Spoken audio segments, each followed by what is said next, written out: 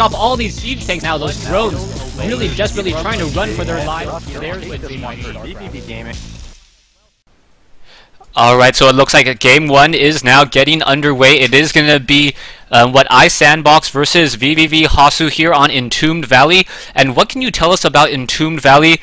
I know it was perhaps showcased a lot during the MLG Winter Arena, and perhaps these players don't know too much about the map?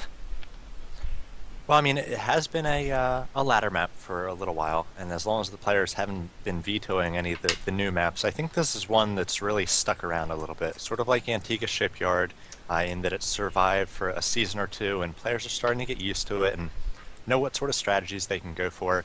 It really features an easy-to-take natural, with a small ramp leading down to the natural, and then a very wide ramp leading down from there, and then we'll describe it as we go along here, but let's do the intros.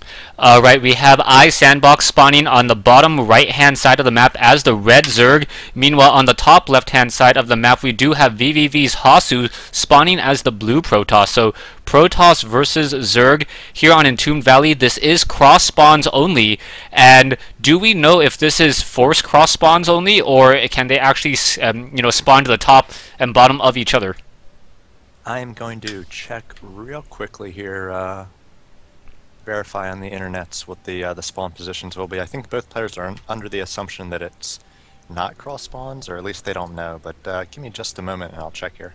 Alright, so you see Sandbox now scouting out in the counterclockwise direction, making his way out to the north with this Overlord. Now taking a look at the map and the positioning here, the natural expansion should be fairly easy to defend. There are multiple cliffs leading in, and there is also destructible rocks leading to a third base. So that is very easy for a Zerg to try to establish.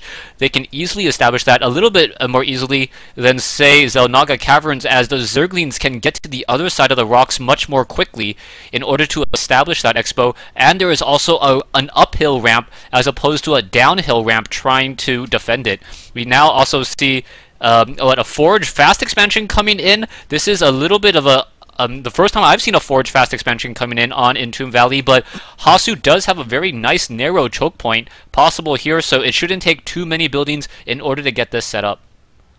Yeah, I think this is one where you're going to have to use a pylon, but you can sort of use the ramp a little bit and then branch over and immediately wall off that much larger ramp as you go down the base, the Protoss base there, and you don't need to use your Nexus, so we'll see what order he decides to add. The cannon, the gateway, and the Nexus. I imagine will be the Nexus first, as he is banking minerals, and he's already blocked the natural for Sandbox, so nice job there.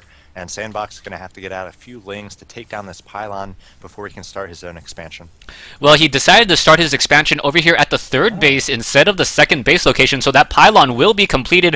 A drone going to poke apart there, as another drone will scout out his opponent in just a second. It doesn't look like the wall-off will complete. However, a gateway may be added eventually. The drone will spot this, and Sandbox knows that there's not going to be that much early aggression, so trying to establish 3 bases well before the 6-minute mark is a possibility, as you now see Sandbox about to float about an additional 300 resources.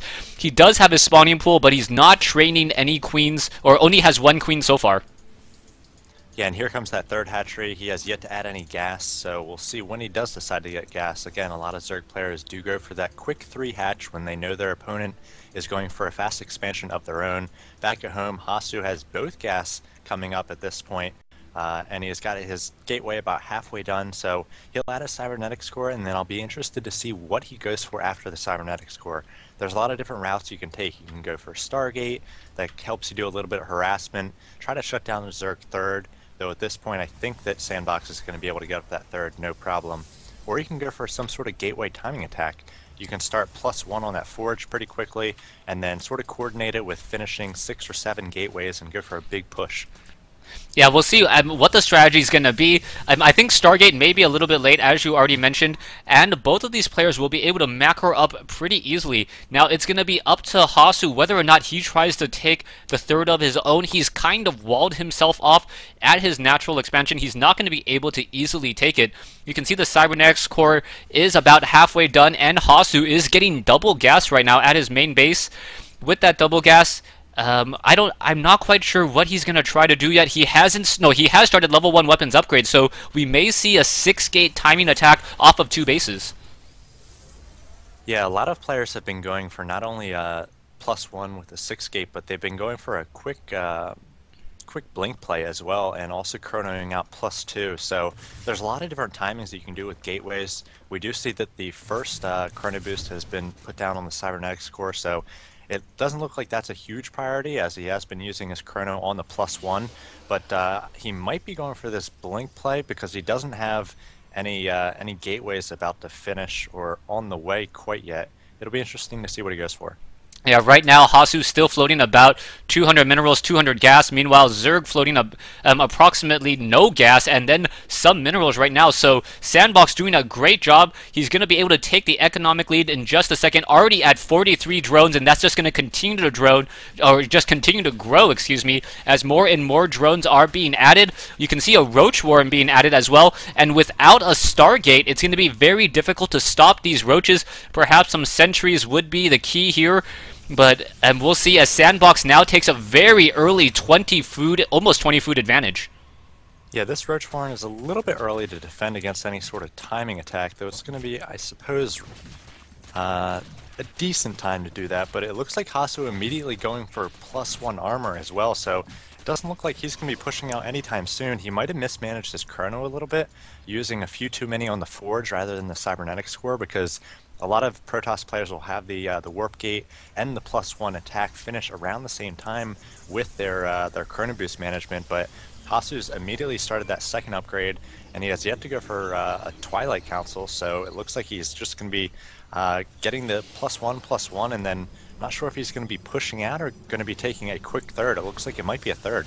Yeah, but interestingly enough, Hasuu also going into hallucination. He was very gas heavy, but one round of sentries quickly stopped that. So we're going to be getting a lot of sentries, and a lot of sentries with hallucinations may perhaps throw iSanddbox off just a little bit. He's not going to get overseers, as he is now just getting tier 2 on his hatchery, but if he doesn't spot a robotics facility, he may not realize that hallucinations are coming in. Zealots and sentries, stalkers taking down the rocks, and I believe a third base will be established right about the same time as Hasuu tries to move out. You know, we've seen Protoss players do this more and more as they sort of fake, as we see a lot of Lings here might have been able to get us around.